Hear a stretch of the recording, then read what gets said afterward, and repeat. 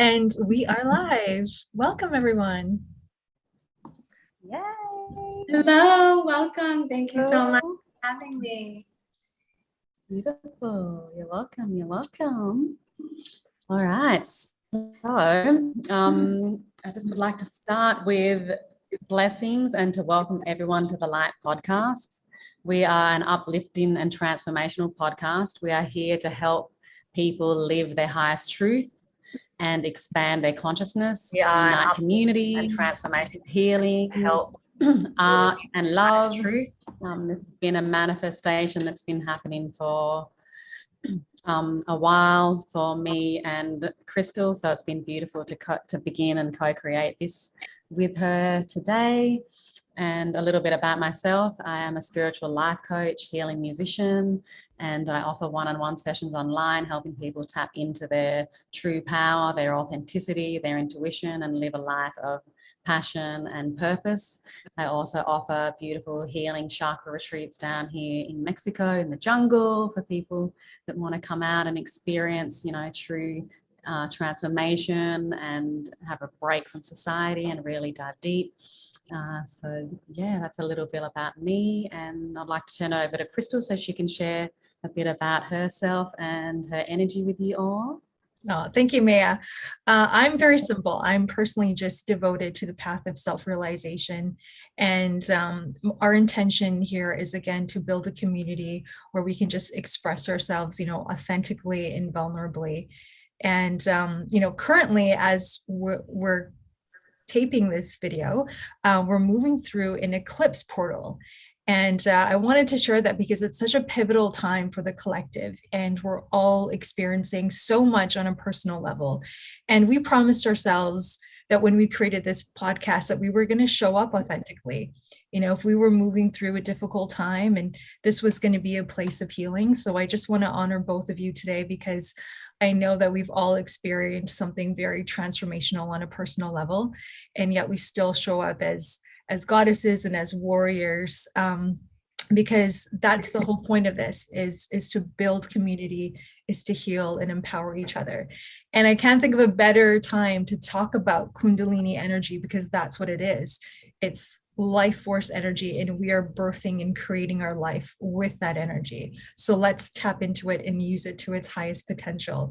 And so grateful that our sister InspireZu is here, InspireZu, also known as Angel, because she is, when I think about fire energy, this woman embodies it. I first met her when I was in the desert in Joshua Tree at a Bhakti Fest. And right away, this woman, the person who teaches the classes, is the same woman who's outside the classes. She just took me under her wing. I was very new to this experience, and I had not, I wasn't as open as I am now. I was still like a baby, kind of getting introduced to this new world. And InspireZu was it was a connection right away. She introduced me to everyone. She made me feel so welcome. I was able to take her class while I was there in the hot desert.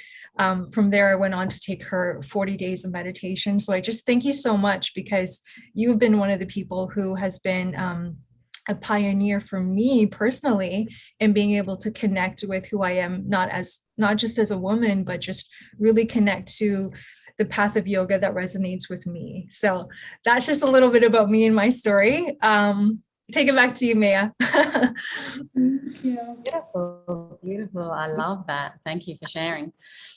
So welcome to episode 5, the sacredness of Kundalini energy. We are very blessed to have our guest Angel here, aka InspireZu, joining us. A little bit about you, Arzu, Angel. She began her meditating journey at the age of 5, and by age 7, she started practicing Kundalini yoga with her teacher, Guru Simha. I'm not sure how to pronounce that. And by the age of, say that again? Guru Singh. Guru Singh. Beautiful. Thank you. And by the age of 14, she was the youngest certified Kundalini yoga teacher in the USA. amazing. It's so crazy. Her brand, InspireZu, is all about finding ways to inspire one another through mind, spirit, and body practices. She is also a personal trainer, boxing, aqua, Zumba, and meditation instructor. Nevertheless, yoga remains her main focus and passion, and she teaches over 11 different modalities of yoga, from Kundalini to core power and restorative yoga. So that is a lot. You have so many beautiful gifts, and I just wanted to share that when me and Arzu first met, we were in Costa Rica. We were exploring these beautiful properties, horseback riding, hanging out on the beach, and she offered a beautiful Kundalini yoga session for us and the group that we were with, and we were practicing one of the yoga sessions, and I remember you were next to me and we were both kind of stretching, and there was something about your energy that felt like my sister, and it was kind of being with you kind of took me back into my days of being a professional dancer, and you're really limber and flexible, and it was kind of reminding me to get back in my body because I hadn't been in my body for a while in that way. And I was like, I remembered crying, and you just kind of held me and, you know, gave me so much love, and I'm like, my sister, you know. And I loved it because I've got a twin sister, so it felt like my, you know, my little twin sister with her curly hair next to me, and, you know, giving me that beautiful remembrance and reminder to love my body and move into my body. So that was how we connected, and, you know, I'm just happy to have you here. So Krystle, would you want to start with some beautiful Kundalini questions so we can dive deep into Yeah, this? I do. First and foremost, I know that Angel is coming out of quite an intense couple of weeks. It was just your birthday, and you went into a deep retreat that sounds incredibly powerful and transformational. So, and I think that this is your first time maybe even speaking publicly since you've done it. So please share with us what you've been up to most recently. Yes, thank you, first of all, for both of your kind words, your introductions. It's so beautiful. I've done podcasts before, but with two beautiful women that I feel so connected with is such a treat. And just remembering in the beginning, you guys introducing each other and bringing, kind of seeing this all happen, it's just beautiful to witness what can manifest. And just want to thank you both for reflecting those beautiful memories of our first connections with each of you and how very special they are to me, and just hearing it again really touched me. So thank you.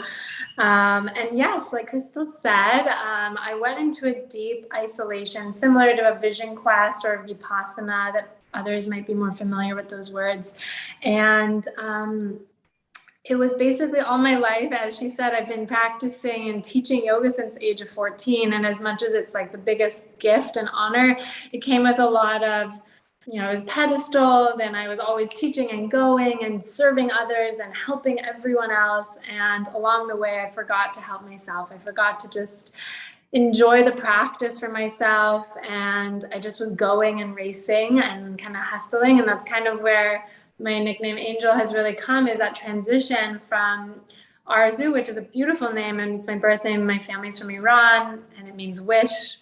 And I was kind of like always helping everyone make their wishes come true, bring their manifestations. I know when Maya and I had lunch a few weeks ago or a month, she was like, "You're a manifestation queen," and it's such an honor, but it's always for others. So for me, I realized when I moved to Tulum, to Mexico, how can I leave that hustling lifestyle and really take time for myself to start being more, doing less. And I've come a long way, but that final push was doing this isolation, and it meant completely disconnecting from all technology, no food, no outside distractions, no light for most of the 2 weeks. There were literally nothing. And in that nothingness, you know, it's like the womb, it's the darkness that the womb is, and that's where birth and life is created. And so many people have been reaching out. So many people have been asking me questions about it. And what I find so beautiful, everyone's coming out of the woodwork saying, I really want to, I just don't have the courage, or like, I don't have it in me to commit to something like that. But knowing that you did it has inspired me to do it. And So there's been a lot of questions and the fear of like, well, what comes up when you're faced with yourself for 2 weeks? And, you know, I could have just kind of read all these books that I feel like I never have time for, but I was really committed to not kind of the superficial of just relaxing, but really going dark, and not dark, but deep, really, into those shadow sides of myself, the traumas, the pains, the areas that have been so far suppressed from childhood that needed to come up and be healed and cleared. And so that's what I did. It was profound in every sense of the word, and it really flew by. Honestly, it was interesting because I thought it was going to take forever because you have no sense of time, and it was just so intense, but I was so deep into it. And it got to a point where I was so in the silence that I could hear the frequency of nothingness. And to me, that was like such a powerful takeaway, is, you know, sound and frequency and all of it is always around us. We're just so like busy that we don't take a moment to just hear the nothingness.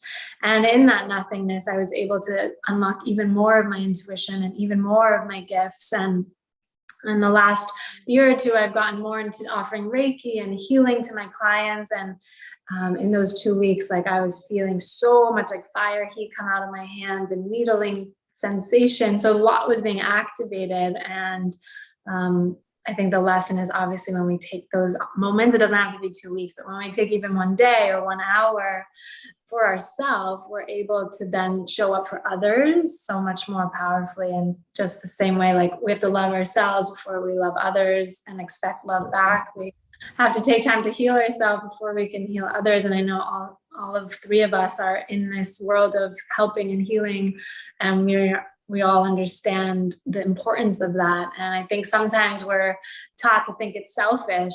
And so often I was like guilting myself of that. And I've really pulled back on podcasts even, but also teaching clients and events and so much, not because it's selfish, but because I needed time for myself to come back so much stronger and with so much more to offer from an authentic place. Mm-hmm. And something that really, has been my guiding force growing up in a spiritual community from such a young age, witnessing so many I've had access to some of the most amazing, well-known teachers and speakers and gurus and saints. And as much as there are so many amazing ones, there's also ones that don't practice which they preach and don't walk the walk. And so with no judgment, I'm just aware of that. And I don't want myself to allow myself to fall into that. And it's so easy to in this world full of distractions and materialism and temptations and cravings. And so for me, this 2-week isolation was truly walking the walk and embodying everything that I'm going to talk about to make sure that it is super in integrity with who I am. And one of the most profound, I mean, I had like a list of my takeaways from it, but one of the most profound was relinquishing my desires, my cravings, my temptations, my wants, and really connecting to that source of God, of power, of light, whatever word each person wants to associate that with, and knowing that that itself has fulfilled me beyond anything I could ever imagine. And that has brought me so much peace. I've been crying a lot of joy, crying a lot of gratitude, a lot of love, and it's been this well of overflowing healing and love that's come through. That's beautiful. It's almost like your battery is fully charged now, because you just, what do they say? When we're praying, we're asking God questions or we're asking the universe questions. But when we're meditating and in silence, that's time where God can talk to us. And it truly is an upgrade on every level. So, congratulations for doing that, because you're right. We live in a world that's just full of distractions and illusions, and this centers us back to our truth, our eternal truth, the person who we are when we do leave this body, or the soul that we are when we leave this body. Also, like without having food or anything, like emptying my body out completely, I noticed I was able to channel a lot. So I've been writing poems for over 20 years, but I always kept them to myself, and now this is one of my new projects. I'm committing to sharing them and putting it into a book. And I had about like 20 poems like just come through me. I usually write them as like journals of me, like what I'm clearing in myself.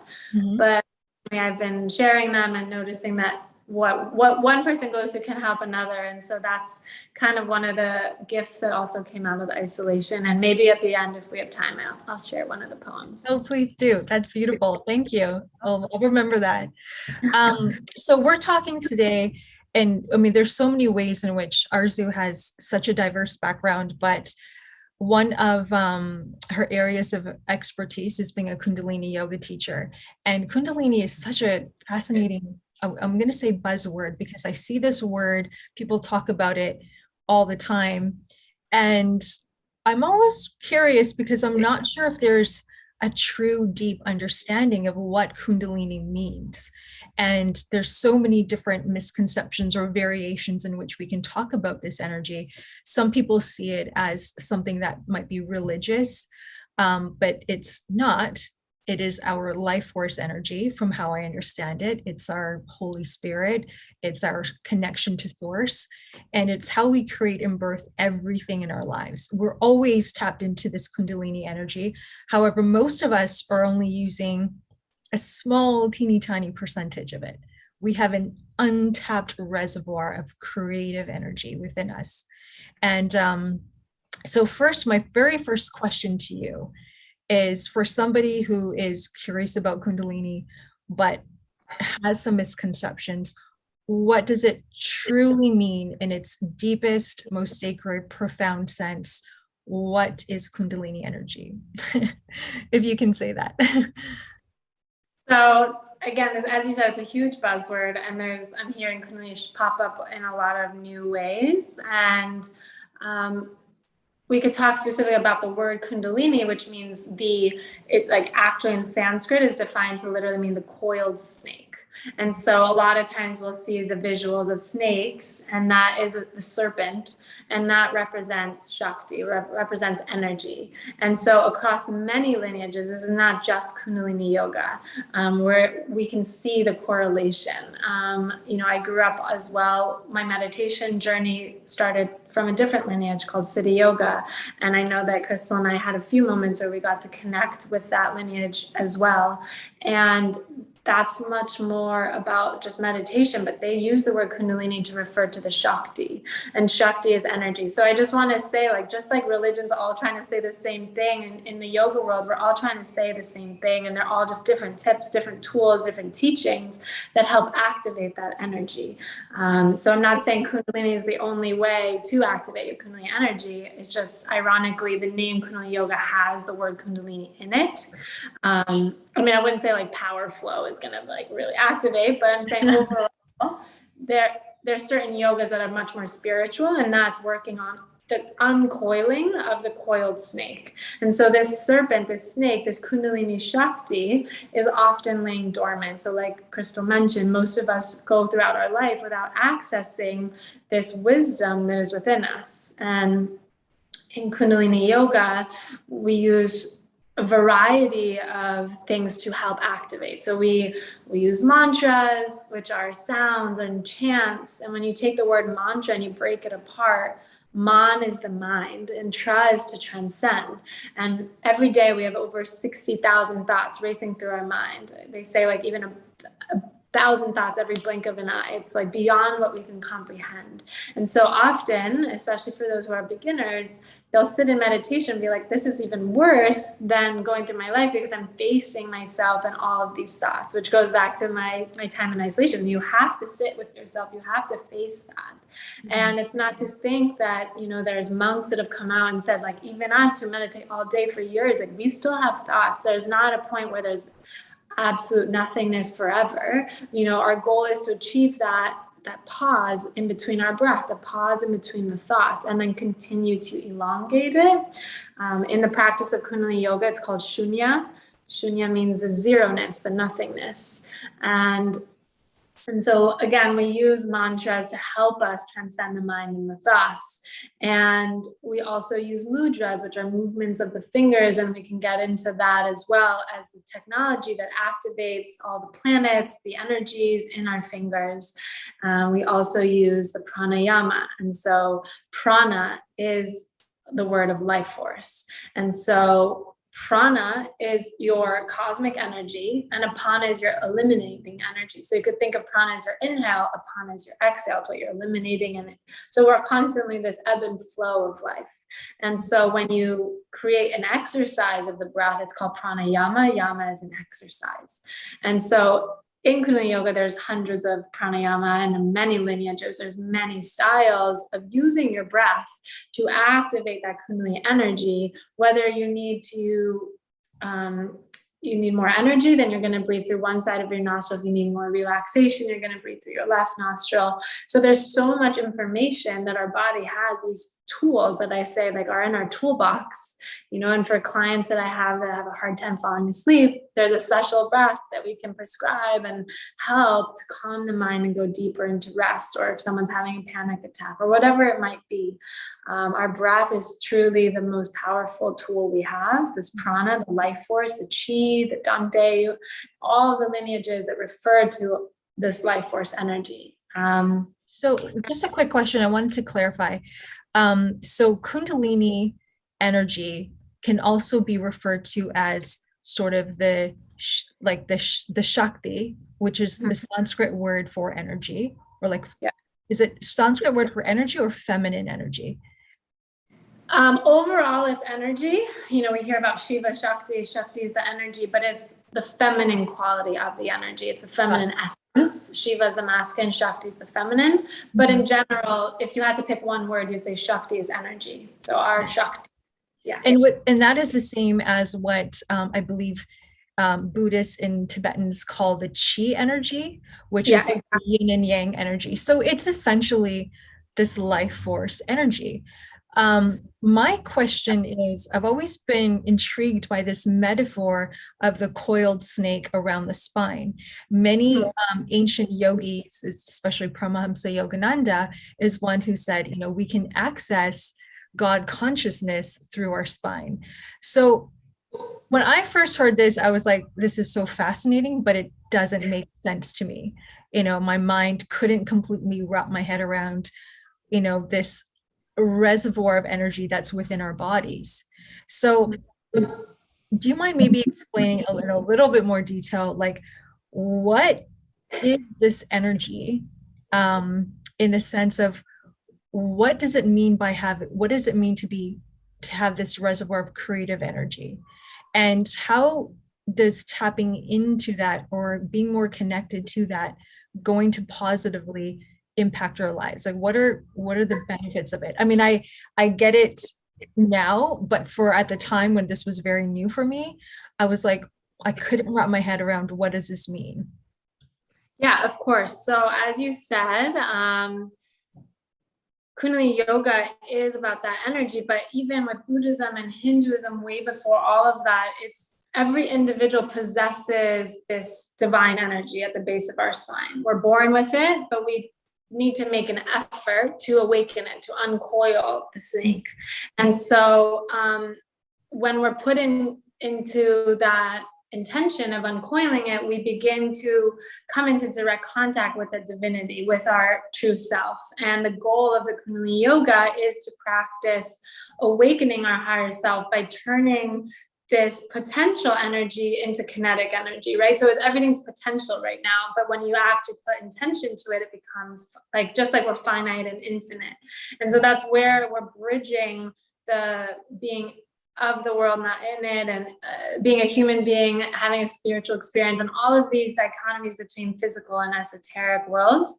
And so what I would say about the energy specifically is you could really think of it as spirit, or it's not something outside of you, but it's inside of you, right? So it's something that's always protecting you. It's the grace, it's the guidance, it's like your intuition, it's basically everything. We are energy, right? And so when you connect to your divine energy, your higher self energy, that's really a more easier way to understand it. It's your higher self. I love right? that. So I think that's beautiful, and that resonates with me because it's showing our true essence. And what happens is, because we are not truly connected to our bodies, we're not actually using our energy in the right way. Most of us are forcing to create things in our life. We're not actually attuning and flowing with the energies of the world. We're trying to control, and we're trying to force, and we're exerting so much force and power, and therefore feeling very depleted and exhausted. I would say the majority of souls in the world right now feel so depleted and exhausted. And so when you tell them that we have an untapped reservoir of energy, they're like, what are you talking about? I'm exhausted. I can barely make it through my to-do list, let alone find time to breathe for 20 minutes or practice meditation. So my question for you is just very basic. For those people who are truly feeling like they're not utilizing their energy in the right way, what are the basic foundations? Where do you start from? Do you start with breathing? Do you start with mantras? Or do you even start by even just recognizing and understanding how the body works? So where is a good starting point for those who are, finding themselves quite exhausted? All of what you said is so on point, and it's interesting to hear that back to me too, because most of my high school and college, my nickname was like the McClean bunny, and everyone was like, "Where do you get all this energy from? You never sleep. You're always super hyper." And I mean, I think that both of you already know, but I have never done any drugs. I don't drink any alcohol. I don't drink any coffee, or I've never drank Coca-Cola, or whatever all of these outside sources are, because I'm just so much energy is already just vibing through me all the time. And it wasn't until recently I was like, oh, it's because of Kundalini, it's because of my practice. That makes sense, like I was like, I don't know, I just have all this energy. And so we all have that energy, but it is, as you said, untapped. It's not being activated. So what I would recommend for someone that's new and is beginning, is literally just taking 3 conscious breaths. I mean, Yogi Bhajan, the founder of Kundalini Yoga, said like most of us walk through life without taking 3 conscious breaths every day. And that's literally the easiest thing. And yet we walk through life with just knowing like, okay, the breath is always there. It's just going to be there. And I always correlate that to a lot of clients that deal with anxiety or fear, because I find that having trust and faith is really like those 2 guiding words in my life. It helps me surrender at any moment. And we as humans place so much trust on our breath. We just have faith, like it's always there no matter what. And that's the force of our survival. But often we worry about the littlest things that have no effect on our survival. Yeah. So if we apply that same trust and faith to our breath that is always there for us, then we can find so much more ease in our lives. And if we take opportunities of consciously breathing, we're starting to bring our awareness back to our heart, back to the beating heartbeat that is there for us, that is sending love throughout our body. And so that's like the most simple. And then obviously we will expand upon that, and we would love to sit. Okay, maybe I was in a kitchen, I paused, I took 3 breaths. Now we can expand on that. And when I wake up, I'm going to sit, and I'm going to sit in meditation for 3 minutes maybe. And that's already quite a long time. And in that 3 minutes, I'm taking conscious breaths. And if my mind is super chattering, then I'm going to introduce mantras, and I'm going to, in Kundalini Yoga, we call it a bij mantra. Bij means a seed. And so the seed mantra is like the most foundational, the seed of something. And the seed mantra in Kundalini Yoga is Sat Nam. Very simple sounds, Sat Nam. And I know because Krystle's lineage is also from the motherlands, and you're familiar with these sounds. And just like we hear everyone say namaste, namaste, Sat Nam is a form of greeting, and Sat means the truth. Sat is our essence, and Nam is our identity, our name. And so when we use this sound of Sat Nam, we are bringing ourselves to the awareness that our identity is rooted in our truest essence, our higher self. So simple, yet so powerful to have that remembrance. And what I say is, sometimes when people are new, is using the mantra just to add it to your breath. So when you inhale, you're mentally thinking of the word Sat. And when you exhale, you're mentally thinking of the word Nam. And then you just keep focusing on your breath while repeating that in your mind. And, of course, thoughts are going to trickle in. That's normal. But you just keep bringing it back. Sat, Nam. Sat, And then that will just help you go deeper and deeper into your heart, into that space of truth. And that's what is this journey, is how can I uncover my truth and allow my true essence of who I am to not only be in my mind and in my thoughts, but reflected through the words I speak, reflected through my actions in my heart, and how I relate to others as a reflection of my connection to the truth of who I am, not putting on masks and being fake, or all of the things that we often fall into the traps of in the world that we live, which is normal. It's about bringing our awareness back. And it's often the most profound teaching I've had in my life is how do we take moments of pause? Mm-hmm. And the word pause is spoken about in so many lineages with so many swamis I've sat with. They're like, and in Kabbalah, I've recently been studying a lot about Kabbalah, and they always say it's pause. Mm-hmm. And it's like, pause, what a pleasure. And so I'm kind of on a tangent, but my point is, if you're new, it's all about awareness. It's about taking that moment of pause, whether you're going to take 3 breaths, or you're going to meditate for 3 minutes, whether you want to add more to it. The rest is great. It's in the conscious awareness of pausing that the rest takes shape. Does that make sense? Yeah. And as you were, when you're talking about the sacred mantra of Satnam, when we are chanting mantras, even in our mind, we're purifying our consciousness. And therefore, that's what it allows us to do, is get out of the thoughts of the monkey mind that is often in fear, that is often, feeling threatened or feeling unsafe, and connecting back to the truth and realizing that there is an ever-present loving moment in front of you. Create from that space and not from the worrying and the stress of the mind. Now, taking it to an additional step, when you've been practicing this for quite some time, many people, and I've heard thousands and hundreds of stories where there is a spontaneous, sometimes rush of energy that comes up.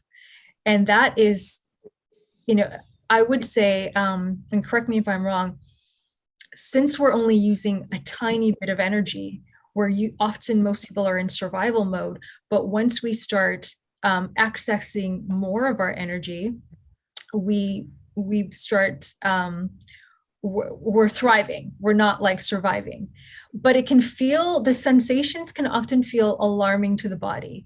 Some people can experience states of like what feel like an orgasm, or some people experience states of like extreme hyperness or extreme ecstasy and joy.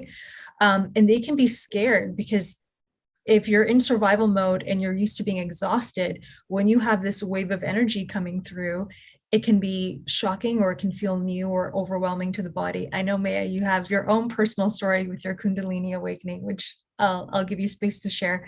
But maybe you can speak to that a little bit, because some people might be scared of these sensations, and they'll think, oh my God, something's wrong, or is this supposed to happen? As opposed to just allowing the body to express what needs to be expressed. And that, I also want to tie in the chakras as well, because a lot of our chakras are blocked and we're repressing energy. So can you speak to a little bit about what happens in the body as some of this energy starts moving up the spine? Yeah. So what I will say is that when it happens naturally through your daily practice, and that is beautiful. When someone's trying to force it, that's when you're not really playing into kind of the natural laws. I'm a very old school, just because I studied in India at a boarding school, and I've lived in ashrams, and part of my purpose is to maintain the authentic ancient practice of why we do what we do. And so I don't want to go into pointing fingers, but there's a lot of, we live in a world where people want things now and it's instant gratification. They don't want to put the effort and the time that it takes to have these experiences. So I know that, for example, there's something called CAP, which is a Kundalini activation process. And there's a lot of new things I've been hearing about. I haven't personally experienced it, so I don't want to, for everyone, there's something, but I just want to say that these are practices that requires our self effort. It requires self-inquiry, and it requires consistency and showing up consecutively. I know, Krystle, you were part of my 40-day meditation challenge, and I've been hosting so many of those because my goal is to help create space, to hold space for people to show up for themselves every day, whether it's a minute or 11 minutes or 30 minutes, whatever that is. It's in the consecutive consistency that we start allowing that snake, that energy to rise and to move. It's not like we just did it 1 hour and then 1 month later, we're like, why do I not feel anything? And so a lot of people on those 40-day challenges would reach out to me, and one person was actually in so much pain, and I told them, take a salt bath. This is part of the process. That energy is getting moved and it's releasing a lot of unwanted energy out of your body. But as you said, a lot of times people have the fear, and then like I would have a lot of people just like push it all out and say, I don't want to ever do any of this because the fear comes up, or they'll read articles that feed that fear of what's negative or what could be a worst case scenario. And then, that applies to life. We can sometimes walk through life being like, what's the worst case scenario? What's the worst thing that can happen? And then like constantly attract more of that because it's what we're dwelling on. Or we can say, wow, I'm so honored that like all of my persistent energy and focus on this is actually creating a shift. Maybe it's something uncomfortable or new to me, but through that uncomfort, I'm going to actually grow and become so much more connected. And I'm willing to go through the uncomfort to see what's on the other side. And so a lot of times it's like that meme or those pictures of people that are like trying to shovel through something and then they stop right before they get to the gold. And so I've been doing this for almost 25, 30 years now. And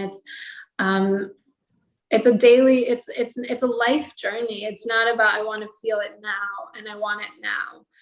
So what I always tell people is have no expectations. Like you could be doing this for 50 years and never feel anything. Everyone's journey is very different, and the energy is going to move through you in the way that needs to for your body, for your own self, and however that might look, feel is different for everyone. So there's no like manual or cookie cutter explanation. What I can say is it's very important to create the space through your daily sadhana. Sadhana is a daily practice to help that energy move through and to help you go through the awakening, the cleansing, and the clearing that is meant for you. Otherwise, you wouldn't be experiencing it. And to see it as a privilege, as an honor, to find gratitude rather than complaint and fear. That's really... Yeah, I love that. One of my favorite teachers, Richard Rudd, has said that the wisdom is in our body. Our body knows so much. We're just not completely connected, and we don't always access that wisdom. And what I feel like Kundalini yoga and various other different type of yogic practices, it helps us reconnect us to the intelligence of the body. And again, not just depend on drugs, alcohol, or prescription pills to heal, but actually attuning it and listening to what the body needs. Sometimes it doesn't need us to intake anything. Sometimes it's a release. We just need to let certain things that are inside of us out, whether through tears, whether through sweat, through movement, through prayer, through mudras. There's so many different ways and forms. I will just quickly with the tears. A lot of times people will come to my class and be crying, and I know that Maya's share was beautiful and different in the tears that she felt, but a lot of times when we're doing this, we're feeling these emotions, and then people come to me and they're like, I don't know why, like I don't even feel sad, or I don't know why I'm having these tears. And it's a beautiful release that's happening. And sometimes as our human mind is trying to conceptualize and figure out why rather than allowing. So I do want to say that there's so much that's beyond the mind's comprehension. And if we just allow the body to go through its journey, there's so much that can take place, like you were saying already. And I love that. To that.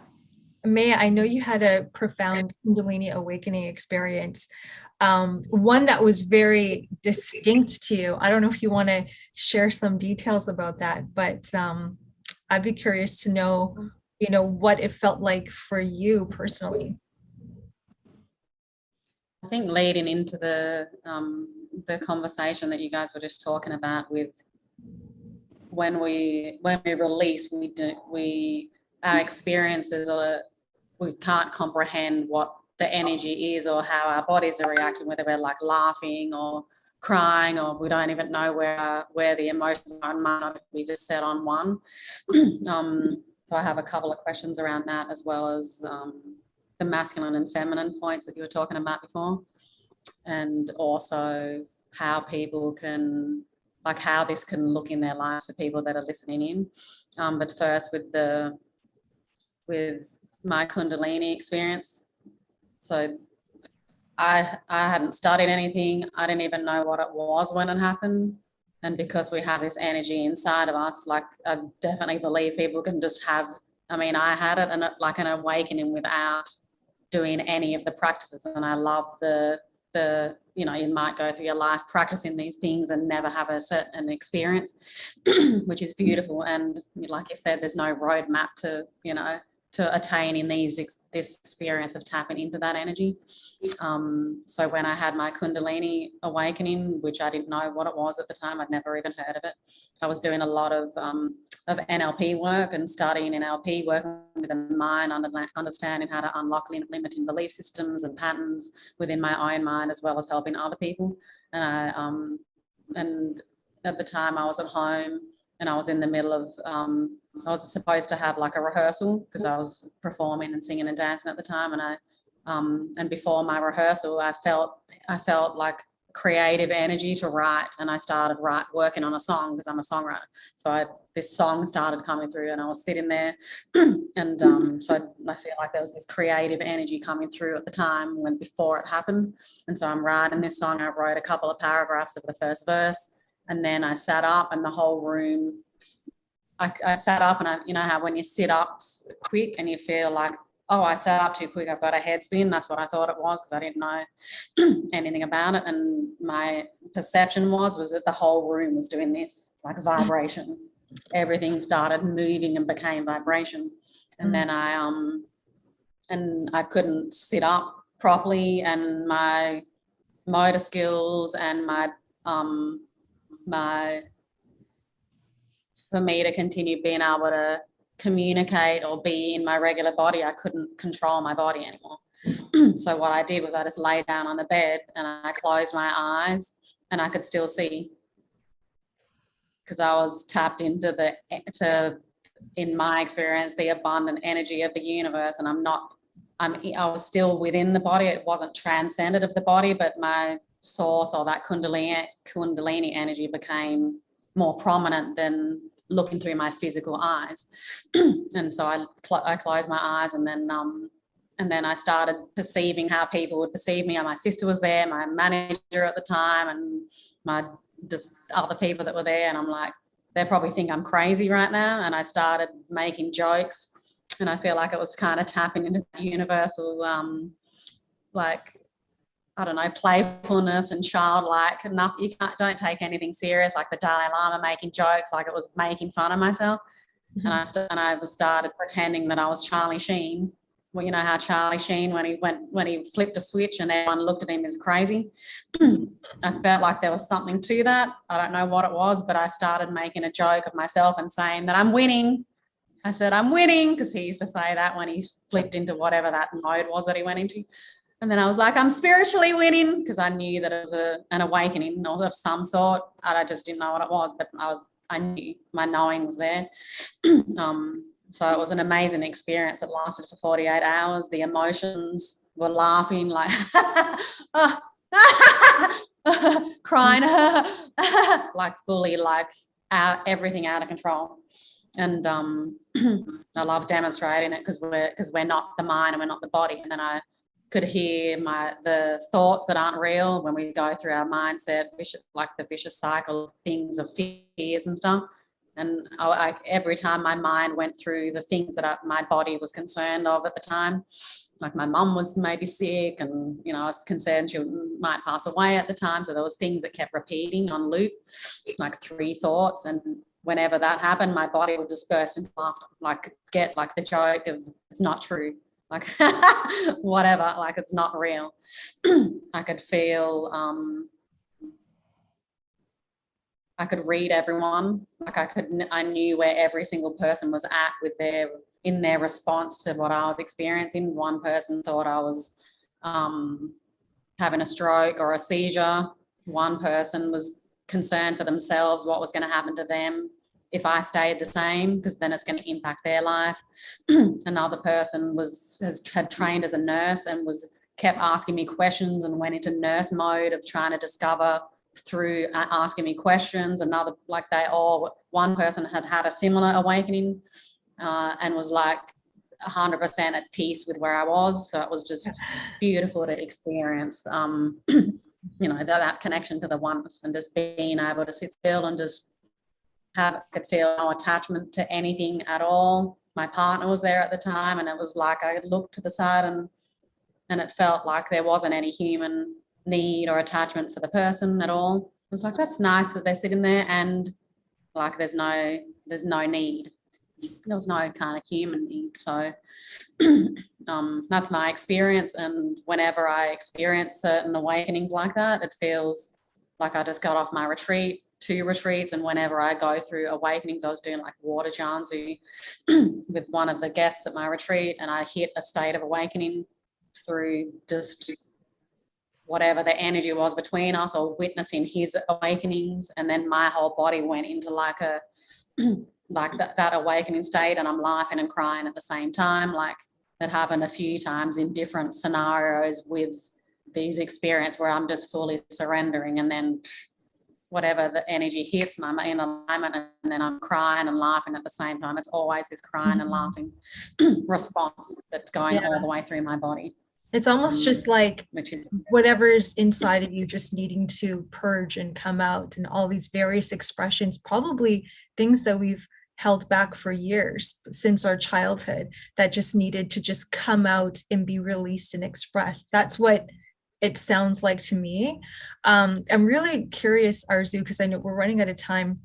Well, time is, non-existent, but one thing I just would love for people to walk away with from this conversation is the most immense, powerful healing benefits of connecting to this energy, and what is like the untapped creative genius and potential that lies within us, because this is where inspiration comes from. When you just intuitively know how to play an instrument or dance, or just like, we see these people who walk around and it's like, oh, they're a genius, but it's like, no, it's like your body has this wisdom and it knows how to do this. You've just been in your way this whole time.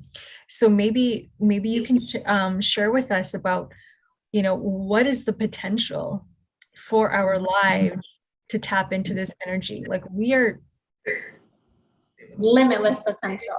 Literally, yes. I mean, and not even just saying that, it truly limitless. And that's something that the mind cannot comprehend. Yeah, beautiful. So from a physical perspective, I didn't really get into it, but there's something called Kriyas in the Kundalini lineage. And Kriyas is a conglomeration of many different poses, angles of the body, breath for specific results. And so you have thousands of Kriyas to help with your blood, your adrenals, your nervous system, like everything you could think of, your kidneys. And then there's thousands of meditations, from removing fear of the future to literally any topic that you can think of as well. So there's something for everything, whether physical or spiritual. There's a meditation or a Kriya for it from a health perspective that can help your physical health and also your mental health.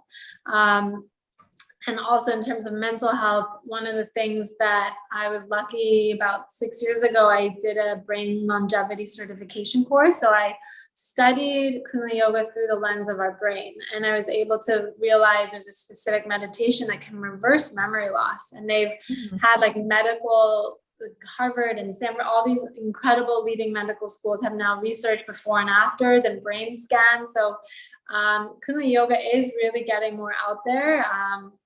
I use that to talk a lot more with my corporate clients. I teach a lot of corporate wellness to people that are much more left brain, logical brain, to show them the physical proof of your brain and its reversing of the dimples, which is the memory loss, and the crystallization of your pineal gland, which is your intuition, source of clarity. And so the results are really profound, and from a health perspective. And then I would go into just saying benefits in terms of expanding your presence, right? The presence, Yogi Bhajan would say, your presence speaks on your behalf before you even open your mouth when you walk into a space. And through my isolation, that really became so important for me. It's less about me doing things. I want to save the world and I've been running around endlessly, but actually through my beingness, through my presence, I can do so much more. And so Kundalini Yoga really expands your life, expands your presence, and strengthens you to the core, to the foundation of who you are, your power center, not only your solar plexus, your chakra, but your entire magnetic field, your aura. And that way you approach life through that sense of power and individual alignment to your higher self. And I find that it is providing so much inspiration. I think InspireZu is my brand, and I'm always wanting to be a source of inspiration. And it's through my returning to the practice that helps me continually provide more clarity of my mind and breaking away from old patterns and stories and inspiring new perspectives, how I look at life, the perspective of which I see life through, I would say is another benefit of it. And also, getting out of our comfort zone. Kundalini Yoga is considered the yoga of awareness. And it's also, for me, been the yoga of discipline, the yoga of willpower. I mentioned I studied in a boarding school, and it was like a military school where it created so much discipline in my life that has been the source of a lot of my success.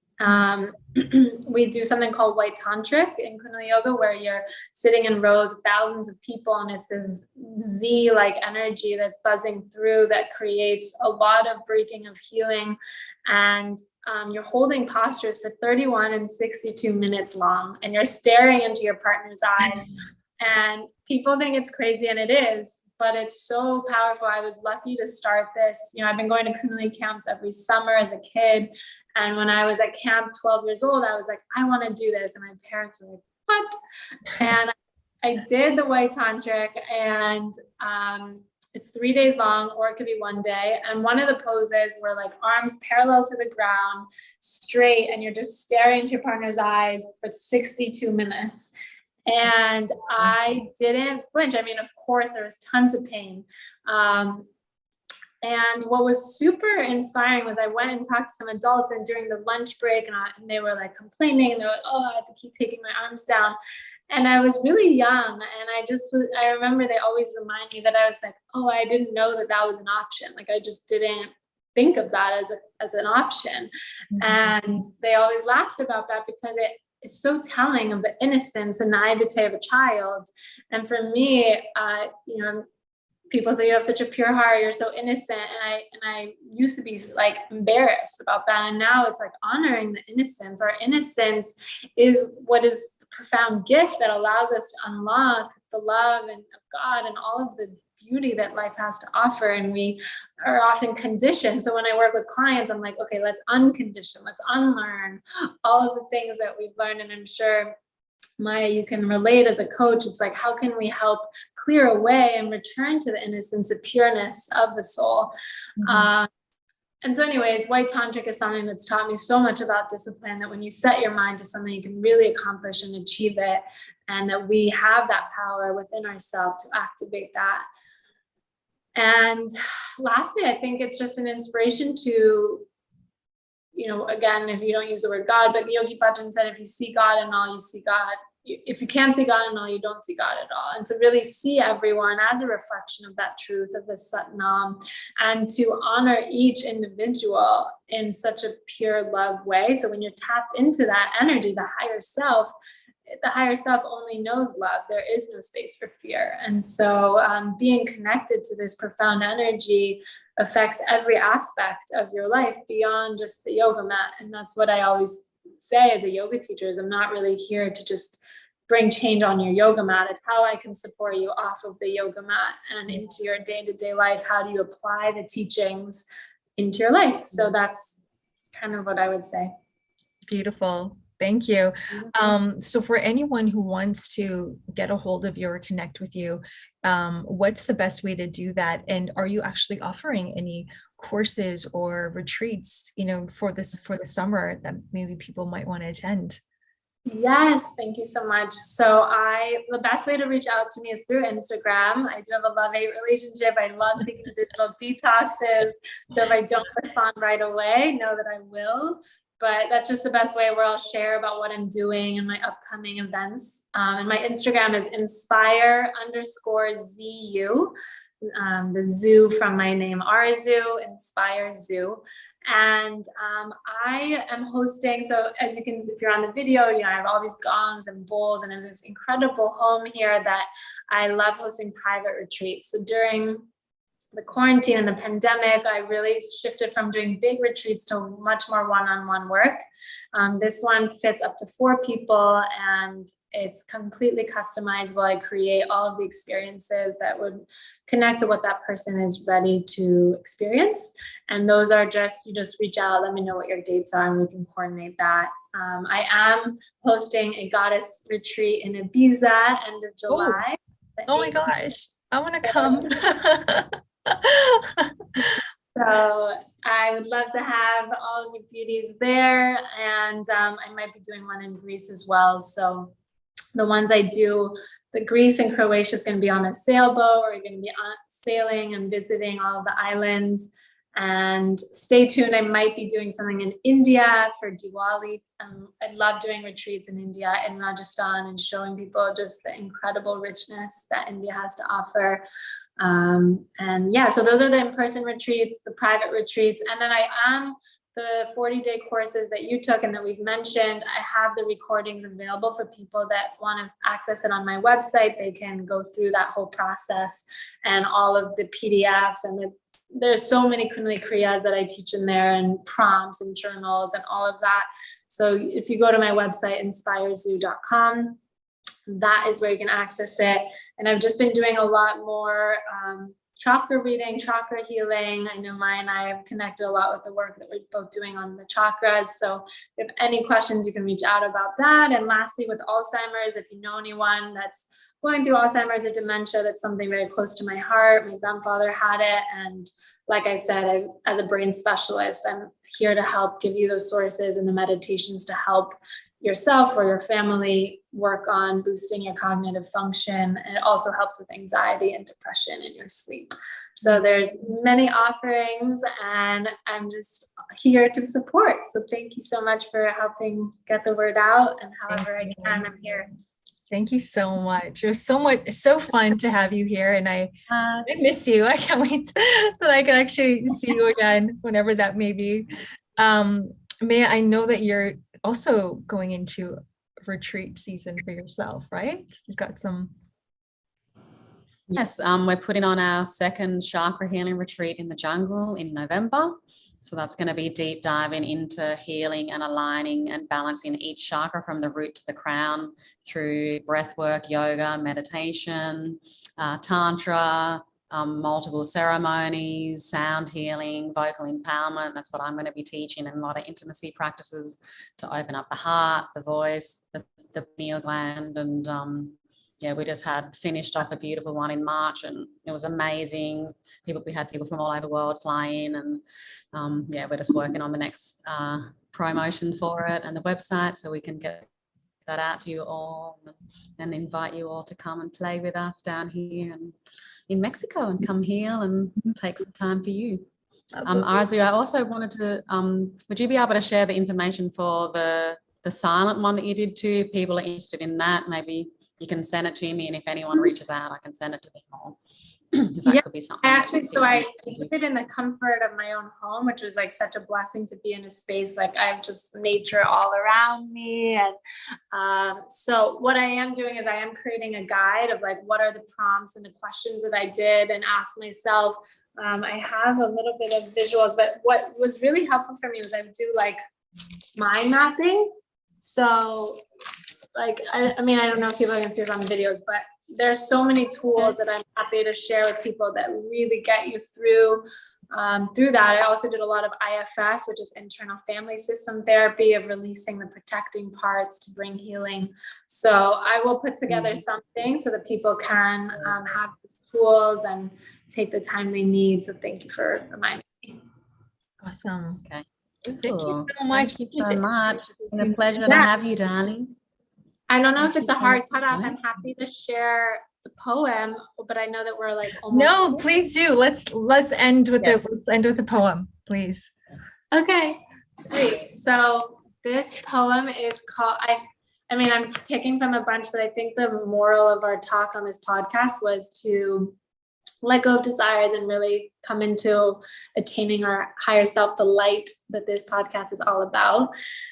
So this poem is called Abstain to Attain. To abstain from all worldly attractions allows you to attain attraction to your true self. Abstain is not to contract or restrict. In fact, I have found in my abstinence, I have expanded and experienced the true treasures the world has to offer. Because when my inner world has been purified, when I have attained my true self, then the outer world simply reflects the highest of vibration, my greatest visions in real form called reality. Monks commit to renunciation. Mormons commit to abstinence. While these acts may be extreme in our daily life, there is truth to be uncovered in the why. As we give up the attachments to the worldly possessions, we possess what is unpossessable by the material world. We possess the light in our hearts and the clarity of our path. We attain absolute contentment through abstaining because it is in simplicity that we find how to be content with whatever happens to us. To relish in each moment of our life, no matter, to relish in each moment of our life. Sorry, I lost my positioning.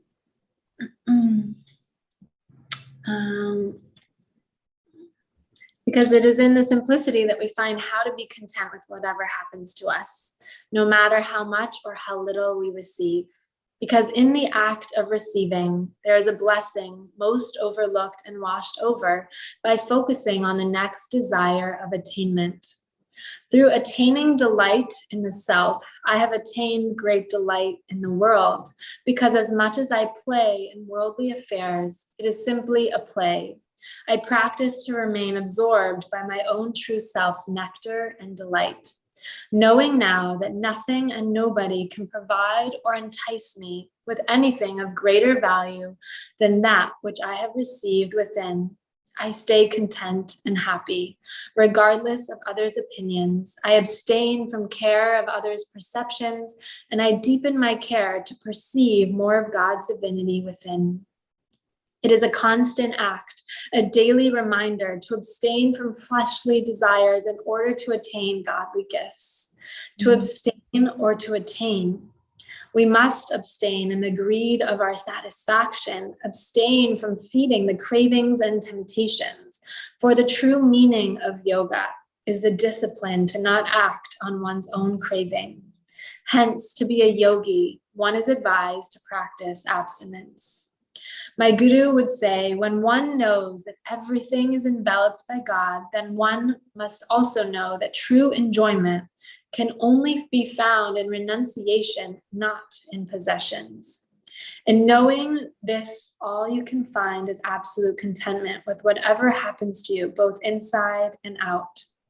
So what will it be? To abstain in order to attain, to refrain in order to gain, to renounce what was and announce that which you are. Thank you. That actually deeply resonates with what I'm going through. So, yeah, truly. I love that you said something. There are worldly pleasures, and then there are gifts from God, and to know the difference between that is essentially, the difference between true wealth and everything else that is just an illusion. Yes, I'm so grateful that it resonated and you took that from it. Thank you so much. Yeah, thank you. Well, I hope you ladies have a beautiful afternoon. And thank you to everyone who tuned in. Blessings.